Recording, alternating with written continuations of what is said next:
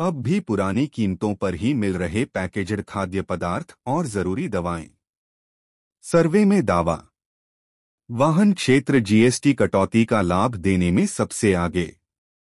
त्योहारों में उत्साह के बीच सिर्फ 10% उपभोक्ताओं को ही जीएसटी कटौती का पूरा लाभ मिल रहा है। जीएसटी 2.0 लागू होने के एक सप्ताह बाद लोकल सर्किल्स की ओर से जारी सर्वे में दावा किया गया है कि 10 में 3 से भी कम उपभोक्ताओं ने पैकेज्ड खाद्य पदार्थों व दवाओं पर कम दरों का लाभ मिलने की बात कही है। 10 में 7 वाहन खरीदारों को पूरा लाभ मिला है। सर्वे 332 जिलों के 27,000 से ज्यादा उपभोक्ताओं से मिली 78,000 से अधिक प्रतिक्रियाओं पर आधारित है। किसे रियायत और किसे नुकसान? पैकेज्ड फूड 47% को फायदा नहीं। सिर्फ 10% उपभोक्ताओं ने ही पैकेज्ड खाद्य पदार्थों पर जीएसटी दरों में कटौती का पूरा लाभ मिलने की बात स्वीकारी है। 21% को आंशिक लाभ मिला है, जबकि 47% का कहना है कि उत्पादों पर अब भी पुरानी कीमतों का ही लेबल लगा है। वजह, कई विक्रेताओं के पास अब भी पुराने स्टॉक पड़े हैं।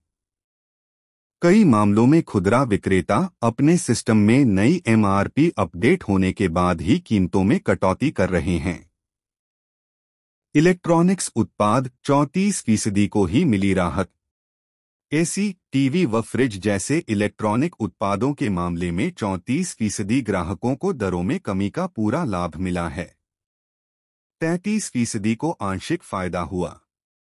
33% ने कीमतों में कोई बदलाव नहीं देखा। वजह, कुछ खुदरा विक्रेताओं को निर्माताओं या थोक विक्रेताओं से अपडेट मूल्य सूची नहीं मिली है। दवाइयां, बदलाव नहीं। दवाओं पर कटौती का लाभ ज्यादातर उपभोक्ताओं तक नहीं पहुंचा है। सर्वे में शामिल सिर्फ 10% ने ही पूरा लाभ मिलने की सूचना दी है। वहीं 62% ने कीमतों में कोई बदलाव नहीं देखा है। वजह, अलग अलग आपूर्ति समझौतों और शेल्फ लाइफ की वजह से मूल्य सूची अपडेट करने में चुनौती आ रही है। वाहन 76% को लाभ।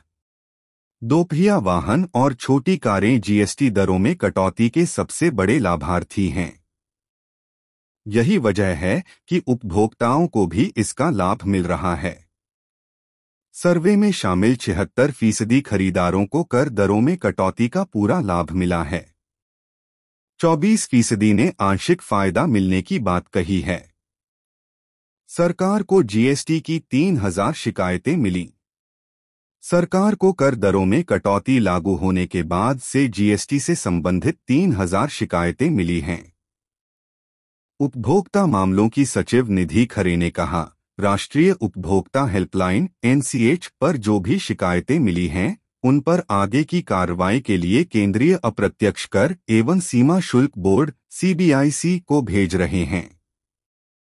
खरे ने सोमवार को कहा, उपभोक्ता मामलों का मंत्रालय उन मामलों पर कड़ी नजर रख रहा है जहां जीएसटी कटौती का लाभ उपभोक्ताओं को नहीं मिल रहा है और भ्रामक छूट के जरिए ग्राहकों को धोखा दिया जा रहा है।